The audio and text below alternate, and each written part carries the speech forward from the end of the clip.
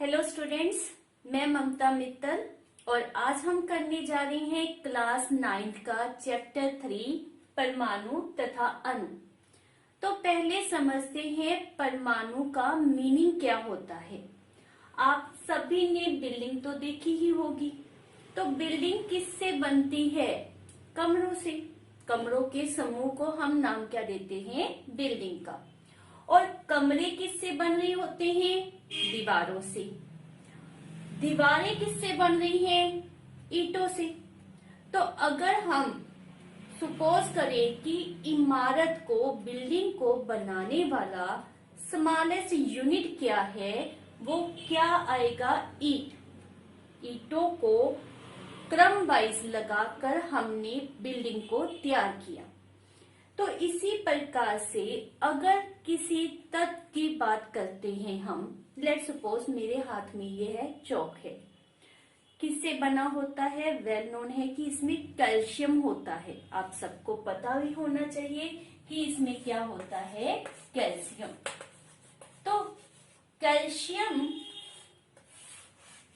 चौक के अंदर कैल्शियम किस तरह से प्रेजेंट होते हैं? Like this. और नंबर ऑफ कैल्शियम के कण इसके अंदर प्रेजेंट होते हैं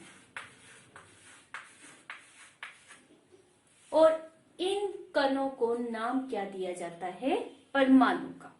यदि हमने समझना है कि स्मॉलेस्ट यूनिट किसी भी चीज को बनाने वाला कौन होता है, तो हमारे पास आंसर क्या आता है? परमाणु। तो ये जो कण इस चौक में प्रेजेंट हैं, बहुत ही संख्या में हैं। इतने छोटे होते हैं कि आप इनको नग्न आंखों से नहीं देख सकते। और इसका नाम क्या होता है? एटम, या फिर हम क्या कहते हैं? परमाणु। परमाणु के बारे में जो रिसर्च है वह बहुत पहले से चल रही थी। लगभग 500 ईसा पूर्व से ही इसके बारे में सोच विचार, अलग अलग पॉइंट ऑफ व्यू रेफर किए गए। हमारे भारतीय तथा ग्रीक फिलोसफर पदार्थ की विभाज्यता के बारे में बहुत तरह के अपने अपने विचार पेश कर रहे थे। इनमें सबसे पहले आए महर्षि कन्नड़। महर्षि कन्नड़ के अनुसार कोई भी पदार्थ है उसको तोड़ा जाएगा। अब पदार्थ को तोड़ेंगे तो क्या होगा? उसके छोटे टुकड़े बन जाएंगे। उसको और अधिक तोड़ो और तब तक तोड़ते रहो जब तक आपको ऐसा कण न मिल जाए जो बिल्कुल अविभाजित हो। मीन्स वो फर्दर टूटे नहीं। उस अविभाजित, उस सूक्ष्म कण को उनके द्वारा नाम दिया गया परमाणु का। इसके बाद आए एक और दार्शनिक जिनका नाम था पकुदा कात्यायन। उन्होंने इसको थोड़ा सा विस्तृत करके हमारे आगे पेश किया। उन्होंने टर्म क्या दी कि ये जो कण है ये इंडिविजुअल रूप में नहीं पाए जाते, ये एक दूसरे से जुड़े हुए होते हैं। मीन्स एक कण दूसरे कण से किसी न किसी तरह के बॉन्ड के द्वारा आपस में जुड़ा होता है, जिसके कारण हमारे पास पदार्थ के भविन्न रूप प्राप्त होते हैं। तो ये था इंडियन फिलोसफर्स के द्वारा दिया गया point of view. No doubt वो परमाणु की कंसेप्ट के ऊपर पहुंचे, लेकिन कोई एक्सपेरिमेंट नहीं दिया गया, सिर्फ विचारधारा रखी गई। लगभग इसी समय ही ग्रीक दार्शनिक जिनका नाम था डेमोक्रिटस तथा ल्यूसिपस, उन्होंने अपने सुझाव दिए। उनके अकॉर्डिंगली वही टर्म थी जो हमारे पास महर्षि कन्नड़ के द्वारा दी गई थी कि किसी भी पदार्थ को लो, उसको विभाजित करते जाओ। जब आप उसको बार बार विभाजित करते जाओगे, मीन्स तोड़ते जाओगे, तो अंत में एक ऐसी सीमा आ जाएगी कि कण विभाजित होना बंद कर देगा और उस समय उस कण को नाम क्या दिया जाएगा? परमाणु।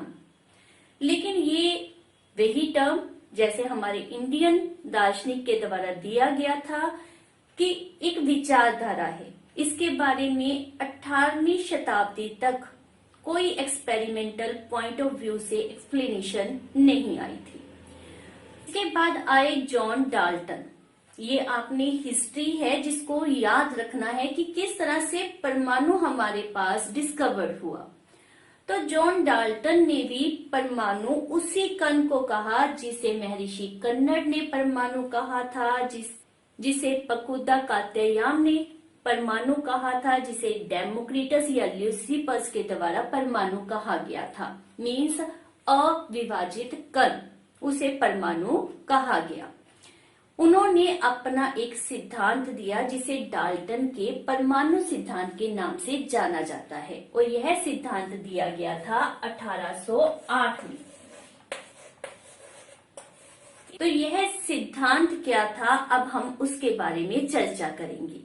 डाल्टन के परमाणु सिद्धांत का पहला पॉइंट क्या कहता है कि हमारे आसपास जो भी पदार्थ है, कोई कॉपी है, पेन है, पेंसिल है, एनीथिंग, मीन्स अगर हम लिविंग बीइंग की भी बात कर रहे हैं तो वो भी इसमें इंक्लूडेड है। तो कोई भी पदार्थ जिसे आप कहते हो वह किससे बना हुआ है, परमाणु से। अगर मैं बात कर रही हूँ इस चौक की या किसी कॉपी की या किसी पेन की, तो उसके अंदर जो सूक्ष्मतम कण है, मीन्स जब इसको ब्रेकअप किया जाएगा, छोटे छोटे हिस्सों में बांटा जाएगा, उससे छोटे हिस्से किए जाएंगे, तो एंड में आप एक ऐसे कण पर पहुंच जाओगे जो फर्दर ब्रेकअप नहीं होता, अविभाजित कण होगा। उसे नाम क्या दिया गया, परमाणु का। तो डाल्टन का पॉइंट ऑफ व्यू वही है हमारे पास हमारे पहले भारतीय या फिर ग्रीक दार्शनिकों का था कि किसी भी पदार्थ, लेट कॉपी, पेन, किसी भी पदार्थ को आप ले रहे हो, वह सूक्ष्मतम कणों से बना होता है और उस कण का नाम क्या होता है, परमाणु। दूसरा पॉइंट, परमाणु अविभाजित सूक्ष्मतम कण होते हैं जो रासायनिक अभिक्रिया में न तो सर्जित होते हैं और न ही उनका विनाश होता है। मीन्स रासायनिक अभिक्रिया, क्या मीनिंग होता है, जब भी आप कोई रासायनिक अभिक्रिया मेंशन करते हो तो उसमें दो पार्ट होते हैं, एक होता है अभिकारक और दूसरा उत्पाद। मीन्स एक रिएक्टेंट जो लेफ्ट साइड के ऊपर मेंशन किया जाता है और दूसरा प्रोडक्ट।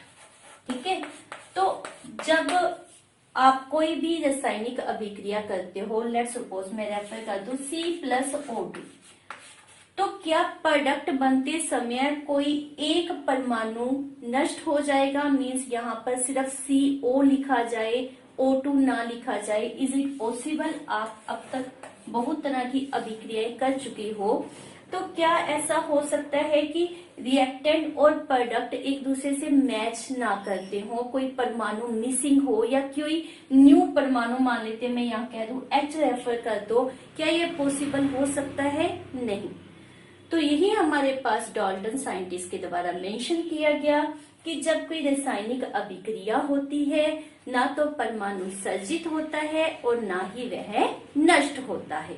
तो यह था परमाणु सिद्धांत का दूसरा पॉइंट। नेक्स्ट पॉइंट हमारे पास, दिए गए तत्व के सभी परमाणुओं का द्रव्यमान तथा रासायनिक गुणधर्म समान होते हैं। इसका मीनिंग क्या है कि लेट्स सपोज यह हाइड्रोजन तत्व है और इसके अंदर जितने भी परमाणु प्रेजेंट है वो किसके होंगे? ऑब्वियस है, हाइड्रोजन के।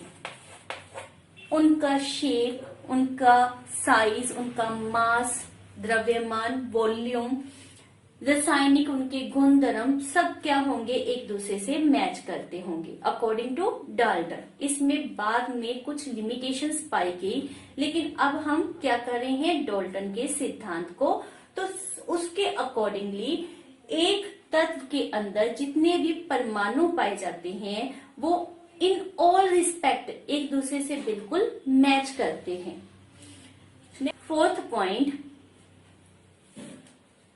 भिन्न भिन्न तत्वों के परमाणुओं के द्रव्यमान तथा रासायनिक गुणधर्म भिन्न भिन्न होते हैं।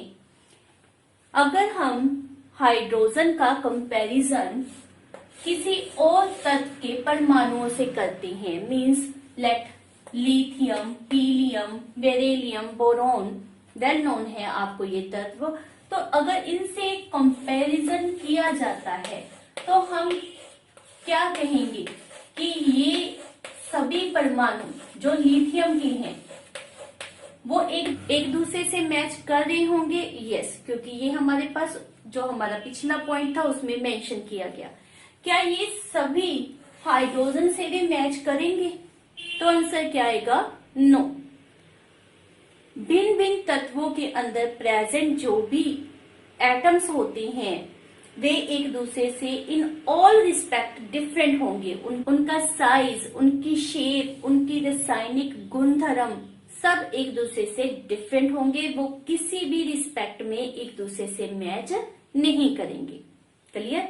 नेक्स्ट पॉइंट है हमारा, भिन्न भिन्न तत्वों के परमाणु परस्पर छोटी पूर्ण संख्या के अनुपात में संयोग कर यौगिक निर्मित करते हैं।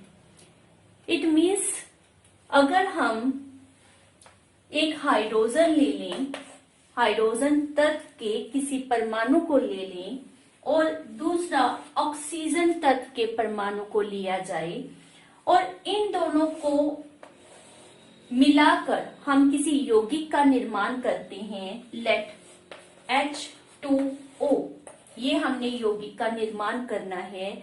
तो निर्माण कैसे किया जाता है कि जो भी आप परमाणु लेते हो वह पूर्ण संख्या में लेते हो। मीन्स ऐसा नहीं होगा कि H2O लिखा है, H12O2, H1.6O2, इस तरह से नहीं होगा। ऑलवेज जब भी एटम एक दूसरे से जुड़ते हैं तो वो एक निश्चित अनुपात में एक दूसरे से जुड़ेंगे और वह पूर्ण संख्या होगी। ये कंपल्सरी कंडीशन है कि जब भी एटम एक दूसरे से जुड़ेंगे तो वह पूर्ण संख्या में एक दूसरे से जुड़ते हैं तथा यौगिक का निर्माण करते हैं। नेक्स्ट हमारा पॉइंट है, किसी भी यौगिक के परमाणुओं की सापेक्ष संख्या एवं प्रकार निश्चित होते हैं। कहने का मीनिंग यह है कि अगर हम पानी की बात कर रहे हैं, मीन्स H2O, पानी, कभी भी ऐसा हो सकता है कि मैंने टैप वाटर लिया है और उसमें जो पानी का सूत्र है वह बन जाए H3O, या फिर समुद्र से ऑब्टेन किया है तो उसका सूत्र बन जाए HO। अगर हम रेफर कर रहे हैं कि वह एक दिया हुआ यौगिक वाटर है तो उसमें प्रेजेंट जितने भी परमाणु होते हैं एक दूसरे के सापेक्ष उनकी जो संख्या होती है या यू कैन से जो उनका अनुपात होता है वह हमेशा फिक्स रहता है, उसमें कोई चेंज नहीं आती। तो ये थे हमारे पास डाल्टन के द्वारा दिए गए परमाणु सिद्धांत के पॉइंट्स, जिसमें हमारे पास उन्होंने परमाणु के लिए काफी हमारे कंसेप्ट्स को क्लियर किया। तो जब डाल्टन के द्वारा 1808 ईस्वी में परमाणु सिद्धांत दिया गया, उसी समय ही in the starting of 18th century scientist व फिलोसफर्स में यह क्यूरियोसिटी थी कि किस तरह से तत्व एक दूसरे से कंबाइन करते हैं और जब वो कंबाइन करते हैं तब क्या होता है। उसी समय एक और साइंटिस्ट जिनका नाम है एंटोनी एल लेवोसियर, उन्होंने रासायनिक संयोजन के बहुत ही इम्पोर्टेंट दो हमारे पास नियम दिए। अब हम स्टडी कर रहे हैं उनके द्वारा दिए गए फर्स्ट नियम को, जिसका नाम है द्रव्यमान संरक्षण नियम। द्रव्यमान संरक्षण नियम बहुत इजी है। यह हमारे पास दिया गया था एंटोनी एल लेवोसियर तथा जोसेफ एल प्राउस्ट के द्वारा। तो परमाणु संरक्षण का नियम क्या कहता है कि किसी रासायनिक अभिक्रिया में द्रव्यमान न तो सृजन किया जा सकता है और न ही उसका विनाश होता है। इस कंसेप्ट को एक्सप्लेन करने के लिए लेट्स सपोज हम कोई रिएक्शन ले लेते हैं, let's C+O2, carbon plus oxygen, तो क्या बनेगा CO2। यदि आप द्रव्यमान की बात करते हैं तो इसका द्रव्यमान कितना होता है 12। हम इसको ग्राम से रिप्रेजेंट कर रही हैं। वैसे द्रव्यमान आप आगे पढ़ोगे, द्रव्यमान को, परमाणु द्रव्यमान को रिप्रेजेंट करने के लिए नॉर्मली AMU या फिर ओनली U टर्म को यूज किया जाता है। उसको हम फर्दर डिटेल में करेंगे।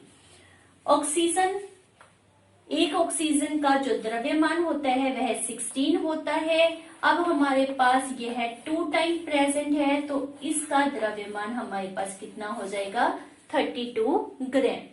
तो इन दोनों का मीन्स कार्बन तथा ऑक्सीजन जिसको हमने रिएक्टेंट रेफर किया है, उसका टोटल द्रव्यमान हमारे पास कितना आ जाता है, that is 12 plus 32 means 44 gram.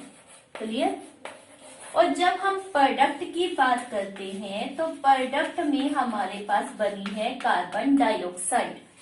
C means 12 plus O2 that is 32। तो यहाँ पर भी हमारे पास द्रव्यमान कितना ऑब्टेन हो रहा है 44। यही हमारे पास द्रव्यमान संरक्षण का नियम बताता है कि जब भी कोई रासायनिक अभिक्रिया होती है द्रव्यमान न तो बनेगा न ही नष्ट होगा। मीन्स कभी भी यह नहीं होगा कि आपके पास रिएक्टेंट 44 है और प्रोडक्ट आपके पास 40 आ जाए या 50 आ जाए। It is not possible. ये हमारे पास इन साइंटिस्ट के द्वारा बताया गया। हमारे पास एनसीईआरटी में एक प्रश्न इसके ऊपर बेस्ड है। एक अभिक्रिया में 5.3 ग्राम सोडियम कार्बोनेट तथा 6 ग्राम एसिटिक अम्ल अभिकृत होते हैं। 2.2 gram carbon dioxide, 8.2 gram sodium acetate एवं 0.9 ग्राम जल उत्पाद के रूप में प्राप्त होते हैं। इस अभिक्रिया के द्वारा दिखाएं कि यह परीक्षण द्रव्यमान संरक्षण के नियम के अनुरूप है। तो हमारे पास अभिक्रिया क्या दी गई है, सोडियम कार्बोनेट, वो कंबाइन कर रहा है एसिटिक अम्ल से, उनकी मात्रा भी हमारे पास दी गई है। तो यह है हमारे पास अभिकारक या कह लो रिएक्टेंट। और रिएक्टेंट का हमारे पास द्रव्यमान कितना आया है वो हम कैलकुलेट कर लेंगे। Means 5.3 plus 6.0। तो यह हमारे पास कितना आ जाएगा 11.3 ग्राम। क्लियर। तो यह हमारे पास रिएक्टेंट का द्रव्यमान आया। उत्पाद या कह लो प्रोडक्ट हमारे पास क्या दिए गए हैं, सोडियम एसिटेट, कार्बन डाइऑक्साइड तथा जल। इन तीनों की भी हमारे पास मात्रा दी गई है।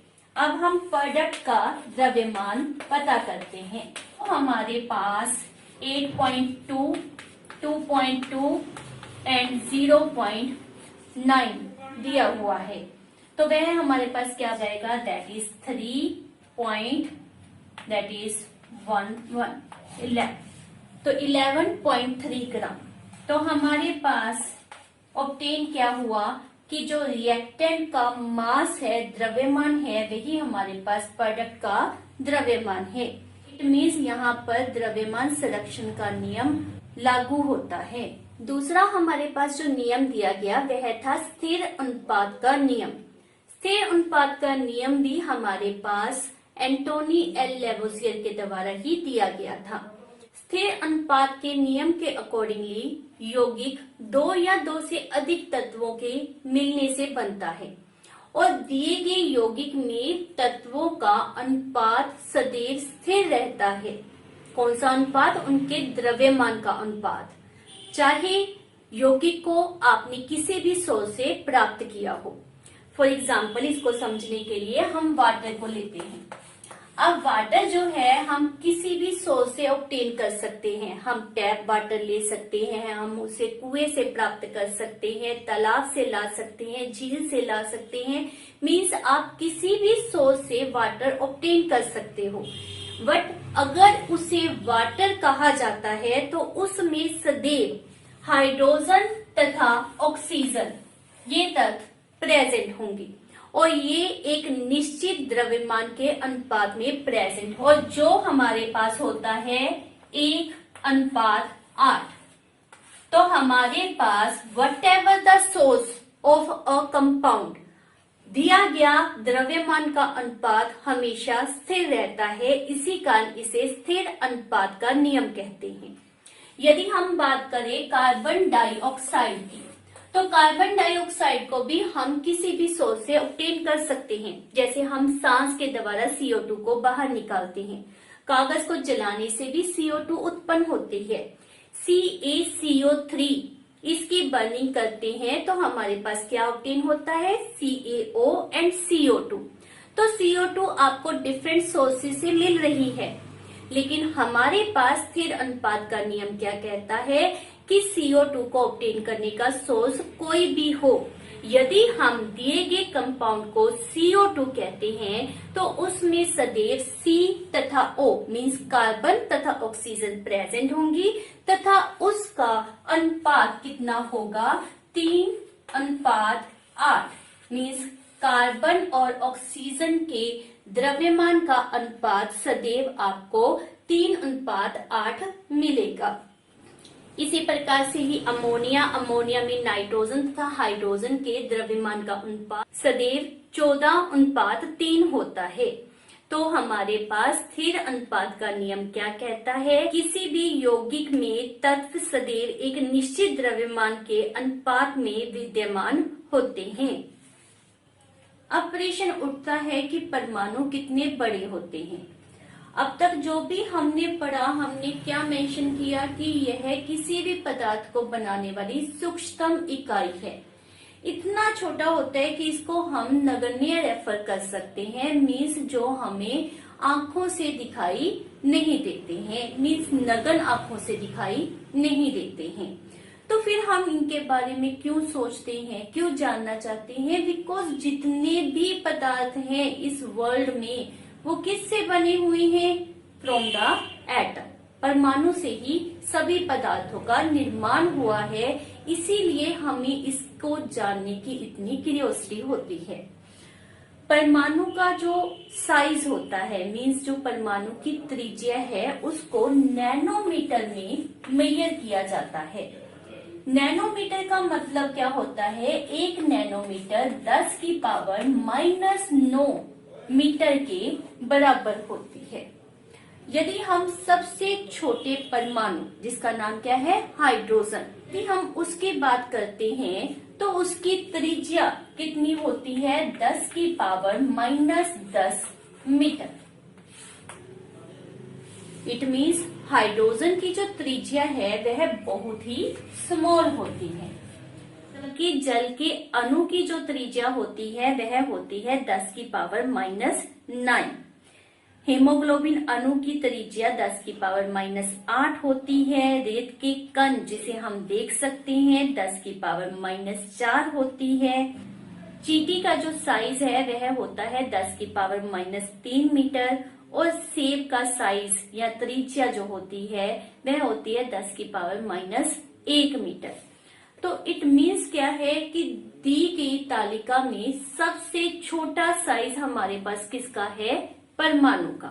तो परमाणु का जो साइज है वह बहुत बहुत बहुत ही छोटा होता है। जा रहे हैं विभिन्न तत्वों के परमाणु के आधुनिक प्रतीक मीन्स सिंबल। जॉन डाल्टन के द्वारा विभिन्न तत्वों के परमाणुओं के लिए सिंबल्स दिए गए, जो एक तत्व की निश्चित मात्रा की ओर इशारा करते थे। मीन्स वह तत्व में प्रेजेंट एक परमाणु के लिए सिंबल अंकित किया गया। फॉर एग्जाम्पल, जो हमारे पास यह टेबल दिया गया है, इस टेबल में हमारे पास हम कॉपर की बात करते हैं तो कॉपर का नाम C इसलिए रखा गया क्योंकि वह साइप्रस से उत्पन्न हुआ है। साइप्रस वह स्थान है जहां पर कॉपर फर्स्ट टाइम ऑब्टेन किया गया। कुछ तत्वों के जो नाम थे वह उनके विशिष्ट रंग को रिप्रेजेंट करते थे।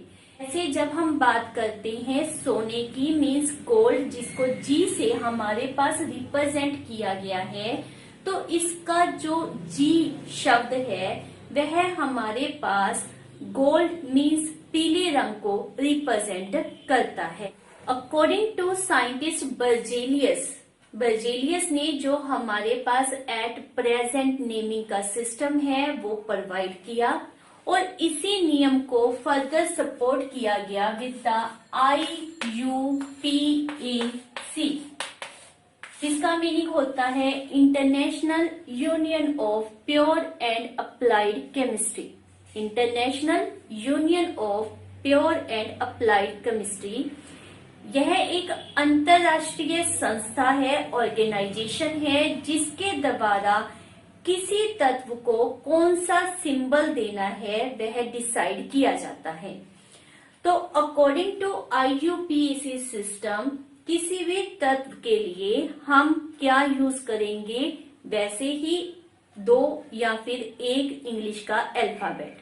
जो फर्स्ट अल्फाबेट यूज किया जाता है वह हमेशा कैपिटल लेटर में रेफर करना है और जो सेकंड अल्फाबेट होता है वह स्मॉल लेटर में रिप्रेजेंट करना होता है। तो IUPAC के अकॉर्डिंगली हाइड्रोजन को हम H सिंबल से रिप्रेजेंट करते हैं। हीलियम को रिप्रेजेंट किया जाता है HE से, क्योंकि अगर इसको भी H से रिप्रेजेंट करेंगे तो कैसे पता चलेगा कि हम हाइड्रोजन की बात कर रहे हैं या फिर हीलियम से। तो इट मीन्स क्या है कि हमारे पास या तो फर्स्ट लेटर को यूज किया जाता है टू रेफर द सिंबल, या फिर हमारे पास फर्स्ट 2 अल्फाबेट HE जैसे हमने यहाँ पर यूज किया, तो फर्स्ट 2 लेटर्स को यूज किया जाता है किसी भी सिंबल को रिप्रेजेंट करने के लिए। और हमेशा माइंड में रखना है कि फर्स्ट लेटर कैपिटल होगा और दूसरा लेटर स्मॉल होगा। इसी तरह से next lithium, beryllium, boron, carbon, nitrogen, oxygen, fluorine, neon mention किए गए। नेक्स्ट सोडियम तो हम इस तरह से लिखते हैं, तो फिर इसके लिए Na टर्म क्यों यूज की गई?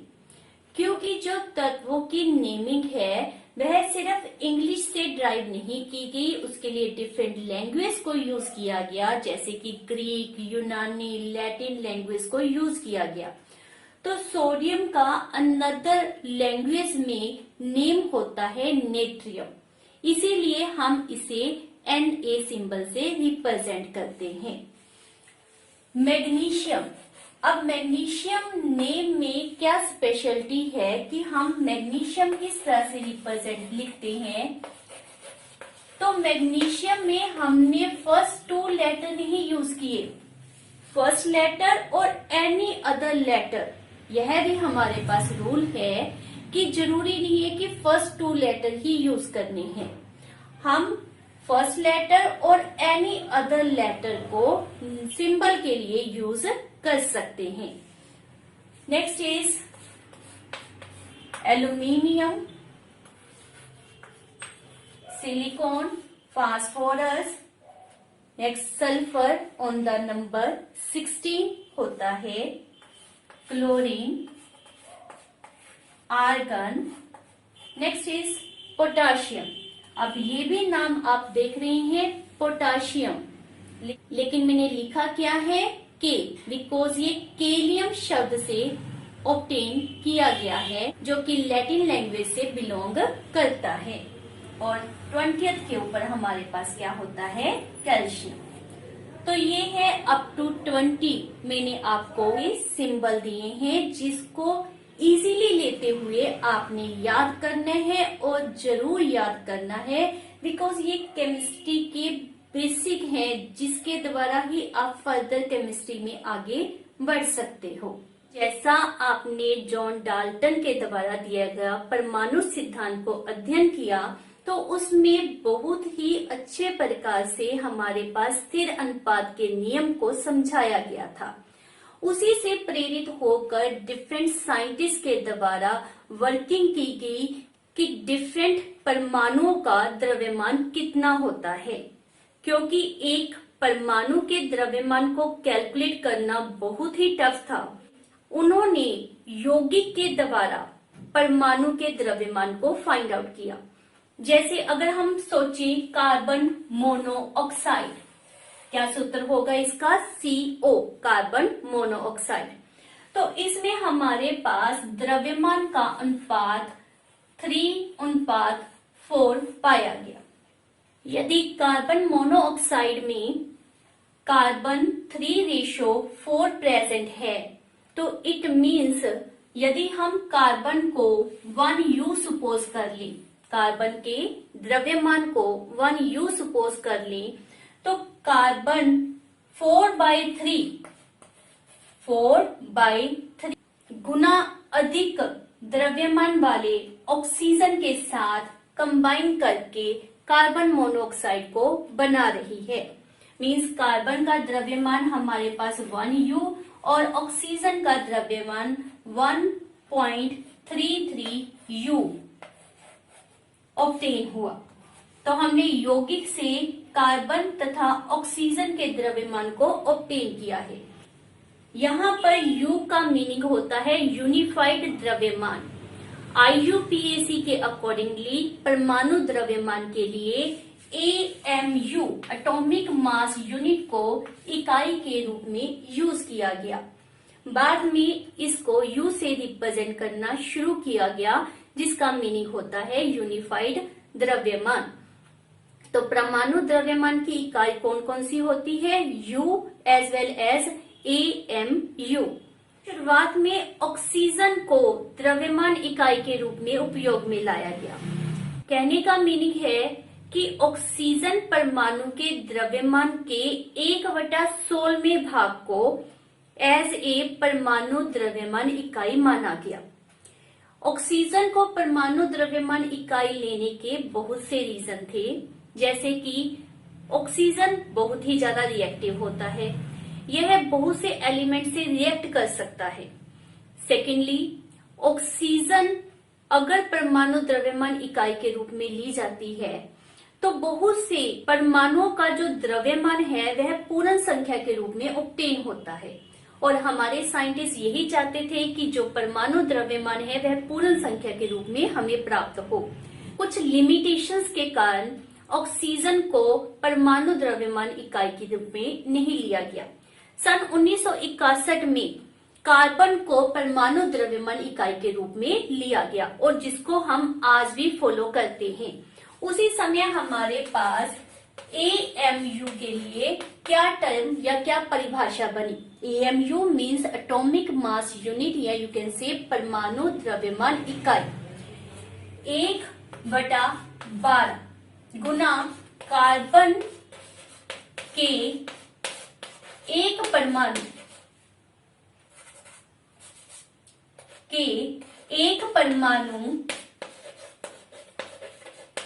का द्रव्यमान। और जो कार्बन लिया गया, जैसा कि आपको पता है कार्बन के डिफरेंट आइसोटोप्स पाए जाते हैं, समस्थानिक पाए जाते हैं, कार्बन 12, 13 एंड 14। तो यहाँ पर कौन से समस्थानिक को यूज किया गया? C12 को। तो इसको एज ए परमाणु द्रव्यमान इकाई लिया गया और डिफरेंट एलिमेंट के द्रव्यमान को फाइंड आउट किया गया। जैसे कि यदि हम मेंशन करते हैं ऑक्सीजन को, तो ऑक्सीजन का द्रव्यमान 16 AMU है, या इसको सिंपली AMU को हम U से भी रिप्रेजेंट कर सकते हैं, जैसा कि हमने पहले पढ़ा था। तो 16 AMU का मीनिंग क्या है कि ऑक्सीजन जो है वह 1 AMU से 16 टाइम्स ग्रेटर है। That means oxygen 16 times greater than 1/12 mass of 1 atom of carbon. मतलब कार्बन के एक परमाणु के द्रव्यमान का 1/12 से गुना करने पर जो हमें प्राप्त होगी अमाउंट, उसको 16 टाइम जब करेंगे तो हमारे पास ऑक्सीजन का द्रव्यमान ऑब्टेन होगा।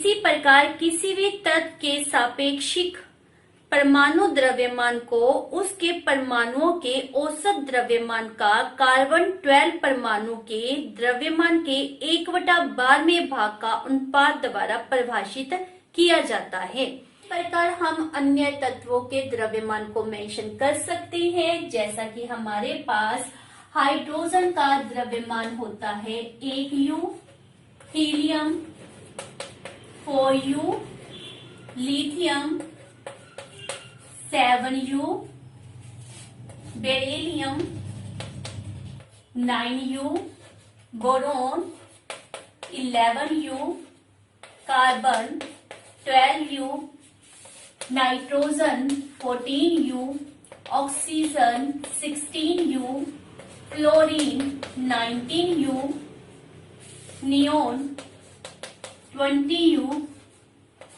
Sodium 23U, magnesium 24U and so on. आपके पास डिफरेंट एलिमेंट्स का द्रव्यमान ऑब्टेन हो सकता है। किसके द्वारा हम यह मेंशन कर रहे हैं? With the help of carbon. Carbon को एज ए परमाणु द्रव्यमान इकाई जब हम मानते हैं तो हमारे पास डिफरेंट एलिमेंट का द्रव्यमान दिया गया है। ये थे हमारे पास रूल जिसके द्वारा हम परमाणु के द्रव्यमान को रिप्रेजेंट करते हैं। मोस्ट इम्पोर्टेंट जो परमाणु होता है वह स्वतंत्र रूप में बहुत कम पाया जाता है। परमाणु एक दूसरे के साथ जुड़कर तो अणु या फिर आयन की रचना करते हैं। आयन तथा अणु जो होते हैं वह बड़ी संख्या में एक दूसरे से जुड़कर पदार्थों का निर्माण करते हैं जिन्हें हम देख सकते हैं। तो अब आप समझ सकते हैं कि परमाणु के बारे में जानकारी रखना हमारे लिए कितना इम्पोर्टेंट है। तो यह था हमारा आज का टॉपिक, परमाणु किसे कहते हैं, परमाणु द्रव्यमान कैसे कैलकुलेट किया जाता है और मोस्ट इम्पोर्टेंट हमारे दो नियम जो थे द्रव्यमान संरक्षण नियम तथा स्थिर अनुपात का नियम। इन्हें आपने अच्छी तरह से लर्न करना है। मिलते हैं हमारी नेक्स्ट वीडियो में। Bye bye.